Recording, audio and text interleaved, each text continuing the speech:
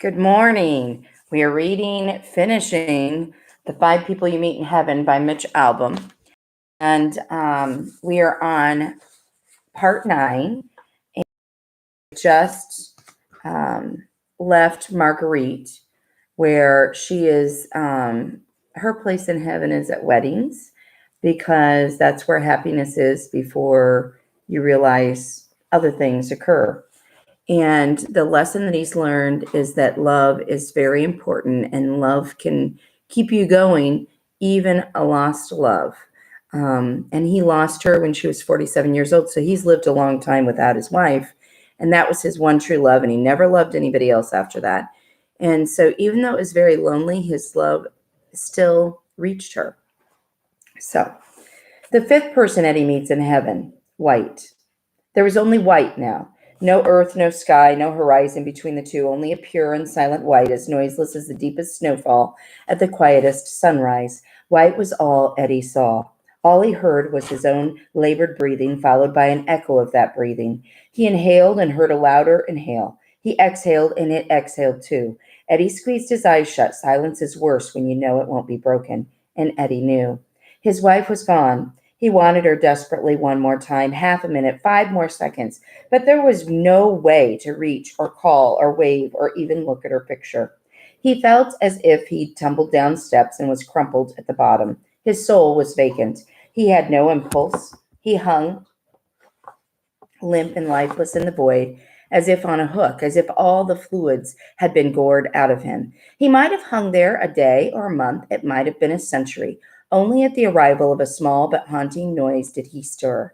His eyelids lifted heavily. He had already been to 4 pockets of heaven, met 4 people, and while each had been mystifying upon arrival, he sensed that this was something altogether different. The tremor of noise came again. It was a louder now, and Eddie, in a lifelong defense instinct, clenched his fist, only to find his right hand squeezing a cane. His forearms were pocked with liver spots. His fingernails were small and yellowish. His bare legs carried the reddish rash, shingles, that had come during his final weeks on earth. He looked away from his hastening decay. In human accounting, his body was near its end. Now came the sound again, a high-pitched rolling of its irregular shrieks and lulls. In life, Eddie had heard this sound in his nightmares, and he'd shuddered with the memory of it.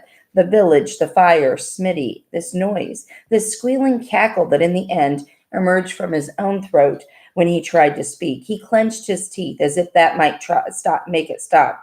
But it continued on like an unheeded alarm until Eddie yelled into the choking whiteness, "What is it? What do you want?" And with that, the high-pitched noise moved to the background, layered atop a second noise, a loose, relentless rumble, the sound of a running river, and the whiteness shrank to a sunspot reflecting off shimmering waters. Ground appeared beneath Eddie's feet.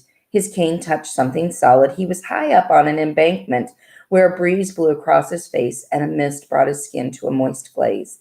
He looked down and he saw in the river the source of those haunting screeches, and he was flushed with the relief of a man who finds, while gripping the baseball bat, that there is no intruder in his house. The sound, the screaming, whistling, thrumming screech, was merely the cacophony of children's voices. Thousands of them were at play, splashing in the river, shrieking with innocent laughter. Was this what I had been dreaming, he thought, all this time? But why? He studied the small bodies, some jumping, some wading, some carrying buckets, while others rolled in the high grass. He noticed a certain calmness to it all. No roughhousing, which you usually saw with sorry, which you usually saw with kids.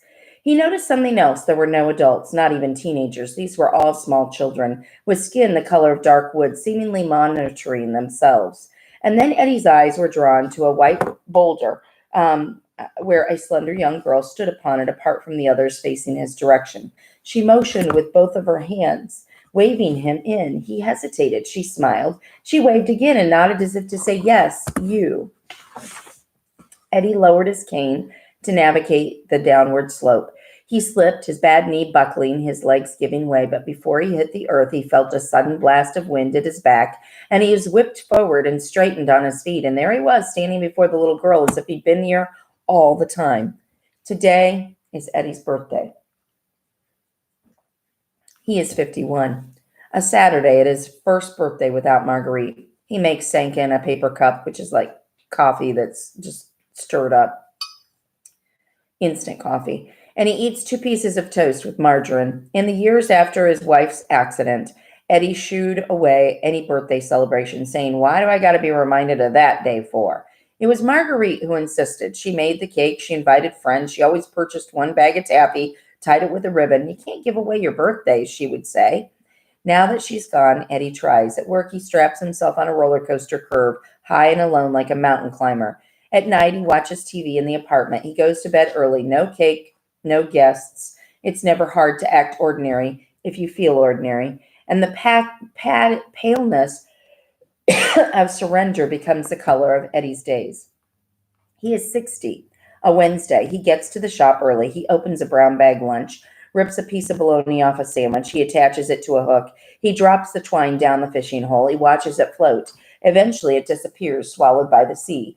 He is 68. It's a Sunday. He spreads his pills on the counter. The telephone rings. Joe, his brother, is calling from Florida. Joe wishes him happy birthday. Joe talks about his grandson. Joe talks about the condominium. Eddie says, at least 50 times. He's 75, a Monday. He puts on his glasses. He checks the maintenance reports. He notices someone missed a shift the night before, and the squiggly wiggly worm adventure has not been brake tested. He sighs and takes a placard from the wall. Ride closed temporarily for maintenance. Then he carries it across the boardwalk to the wiggly worm entrance where he checks the brake pads himself.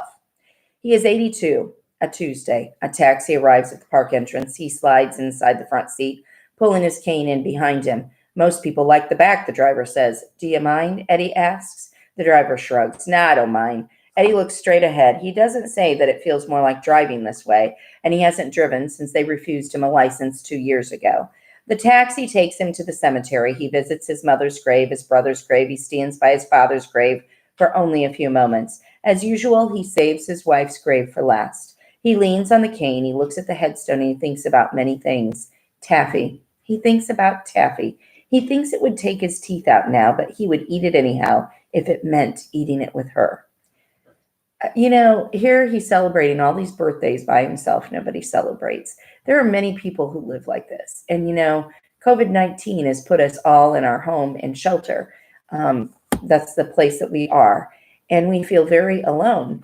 And I just want you to understand that's how a lot of people have lived for a very long time and will continue to live when we go back to normalcy. And so it's our place to reach out to them. The last lesson. The little girl appeared to be Asian, maybe 5 or 6 years old, with a beautiful cinnamon complexion, hair the color of a dark plum, a small flat nose, full lips that spread joyfully over her gapped teeth, and the most arresting eyes, as black as seal's hide, with a pinhead of white serving as a pupil. She smiled and she flapped her hands excitedly until Eddie edged 1 step closer, whereupon she presented herself. "Tala," she said, offering her name, her palms on her chest. "Tala," Eddie repeated. She smiled as if a game had begun, and she pointed to her embroidered blouse, loosely slung over her shoulders and wet with the river water. "Pero," she said. "Pero." She touched the woven red fabric that wrapped around her torso and legs. "Seya, seya." And then came her clog-like shoes. "Bakia," when the iridescent seashells by her feet. "Kapis." Then a woven bamboo mat. "Banig," that was laid out before her. She motioned for Eddie to sit on the mat, and she sat too, her legs curled underneath her. None of the other children seemed to notice him. They splashed, rolled, collected stones from the river's floor. Eddie watched one boy rub a stone over the body of another, down his back and under his arms. "Washing," the girl said, "like our Ines used to do." "Ines," Eddie said. She studied Eddie's face. "Mommies," she said.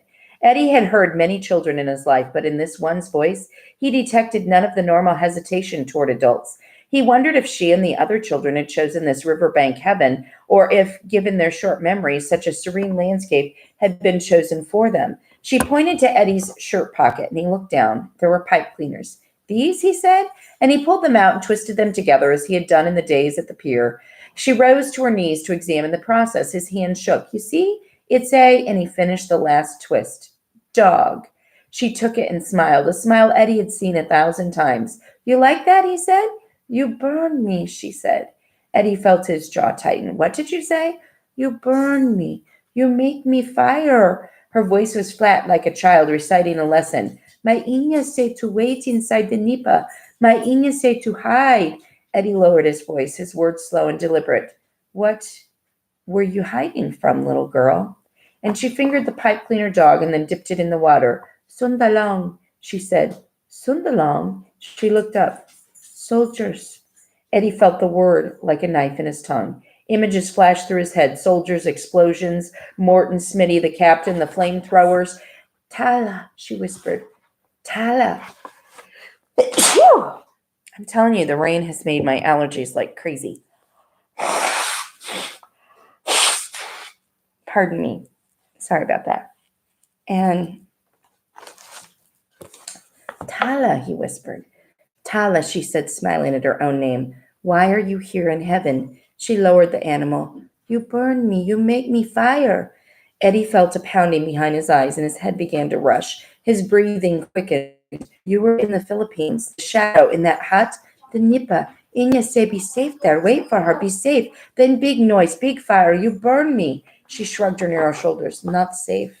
Eddie swallowed. His hands trembled. He looked into her deep black eyes. He tried to smile as if it were a medicine that a little girl needed. She smiled back, but this only made him fall apart. His face collapsed. He buried it in his palms. His shoulders and lungs gave way, and the darkness that had shadowed him all those years was revealing itself at last. It was real. Flesh and blood. This child, this lovely child, he had killed her, burned her to death. The bad dreams he had suffered, he had deserved every one. He had seen something. The shadow and the flame, death by his hand, by his own fiery hand. A flood of tears soaked through his fingers, and his soul seemed to plummet. He wailed then, and a howl rose within him in a voice he'd never heard before, a howl from the very belly of his being, a howl that rumbled the river water and shook the misty air of heaven. His body convulsed and his head jerked wildly until the howling gave way to prayer-like utterances, every word expelled in the breathless surge of confession. I killed you. I killed you. And then a whispered, forgive me, oh God. And finally, what have I done? What have I done? He wept and he wept until the weeping drained him to a shiver. And then he shook silently, swaying back and forth. He was kneeling on a mat before the little dark-haired girl who played with her pipe cleaner animal along the bank of the flowing river. At some point, when his anguish had quieted, Eddie felt a tapping on his shoulder, and he looked up to see Tala holding out a stone. You wash me, she said. She stepped into the water and turned her back to Eddie, and then she pulled the embroidered barrel over her head. Just a moment. Do I need to read this right now?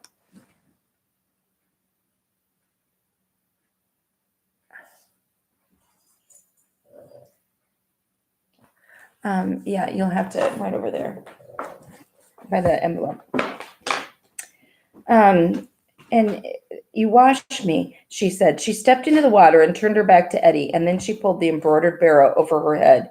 He recoiled. Her skin was horribly burned. Her torso, narrow shoulders were black and charred and blistered. And when she turned around, the beautiful, innocent face was covered in grotesque scars. Her lips drooped. Only one eye was open. Her hair was gone in patches, a burned scalp covered now by hard, mottled scabs. You washed me, she said, amid holding out the stone. Eddie dragged himself into the river, and he took the stone. His fingers trembled. I don't know how, he mumbled, barely audible. I never had children. She raised her charred hand, and Eddie gripped it gently, slowly rubbed the stone along her forearm until the scars began to loosen. He rubbed harder. They peeled away. He quickened his efforts until the singed flesh fell and the healthy flesh was visible. And then he turned the stone over and rubbed her bony back and tiny shoulders and the nape of her neck and finally her cheeks and her forehead and the skin behind her ears. She leaned backward into him, resting her head on his collarbone, shutting her eyes as if falling into a nap. And he traced gently around the lids. He did the same thing with her drooped lips and the scabbed patches on her head until the plum-colored hair emerged from the roots, and the face that he had seen at first was before him again. And when she opened her eyes, their whites flashed out like beacons. I am 5, she whispered. Eddie lowered the stone, shuddered in short, gasping breaths. 5? 5 years old? She shook her head no. She held up 5 fingers. Then she pushed them against Eddie's chest as if to say, You're 5. You're the 5th person. A warm breeze blew. A tear rolled down Eddie's face, and Tallis studied it the way a child studies a bug in the grass. And then she spoke to the space between them. Why sad? She said. Why am I sad? He whispered. Here? She pointed down. There. Eddie sobbed, a final vacant sob, as if his chest were empty. He had surrendered all barriers. There was no grown up to child talk anymore. He said what he always said to Marguerite, to Ruby, to the captain, to the blue man, and more than anyone to himself. I was sad because I didn't do anything with my life. I was nothing. I accomplished nothing. I was lost. I felt like I wasn't supposed to be there. Talib plucked the pipe cleaner dog from the water. Supposed to be there, she said. Where? At Ruby Pier? She nodded. Fixing rides? That was my existence? He blew a deep breath. But why? She tilted her head as if it were obvious. Children, she said. You keep them safe. You make good for me. She wiggled the dog against his shirt. Is where you were supposed to be, she said. And then she touched his shirt, patch with a small laugh, and she added 2 words. Eddie, maintenance.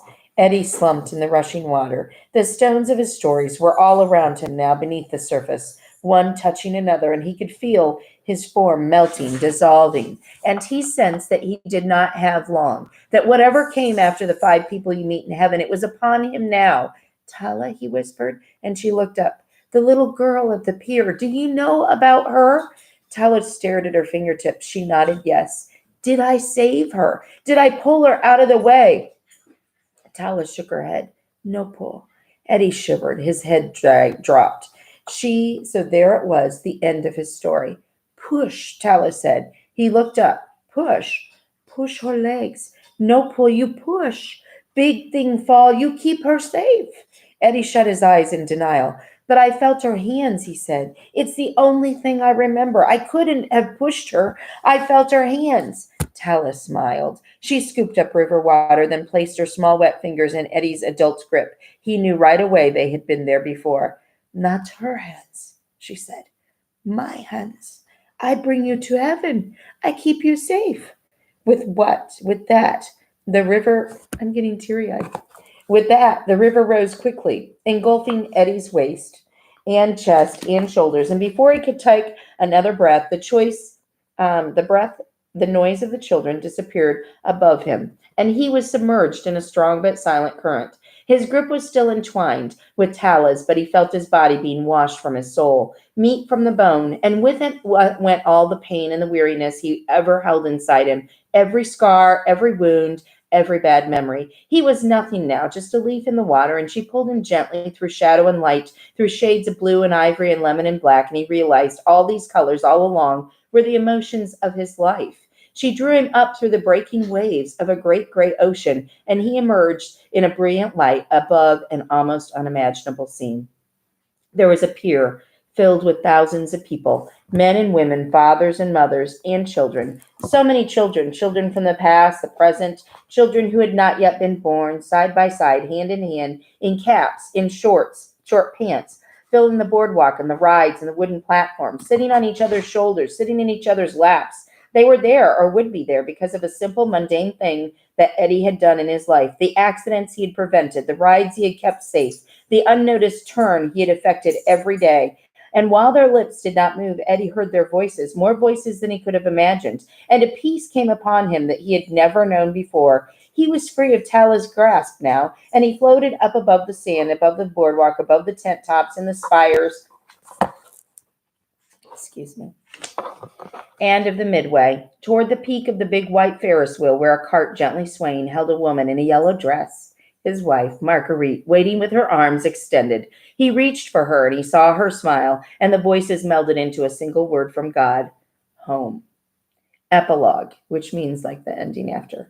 The park at Ruby Pier reopened 3 days after the accident. The story of Eddie's death was in the newspapers for a week. Then other stories about other deaths took its place. The ride called Freddy's Freefall was closed for the season. But the next year it reopened with a new name, Daredevil Drop. Teenagers saw it as a badge of courage, and it drew many customers, and the owners were pleased. Eddie's apartment, the one that he had grown up in, was rented to someone new who put leaded glass in the kitchen window, obscuring the view of the old carousel. Dominguez, who agreed to take over Eddie's job, put Eddie's few possessions in a trunk at the maintenance shop alongside the memorabilia from Ruby Pier, including photos of the original entrance. Nicky, the young man whose key had cut the cable, made a new key when he got home and then sold his car 4 months later. He returned often to Ruby Pier, where he bragged to his friends that his great-grandmother was the woman for whom it was named. Seasons came and seasons went, and when school let out and the days grew long, the crowds returned to the amusement park by the great gray ocean, not as large as those at the theme parks, but large enough.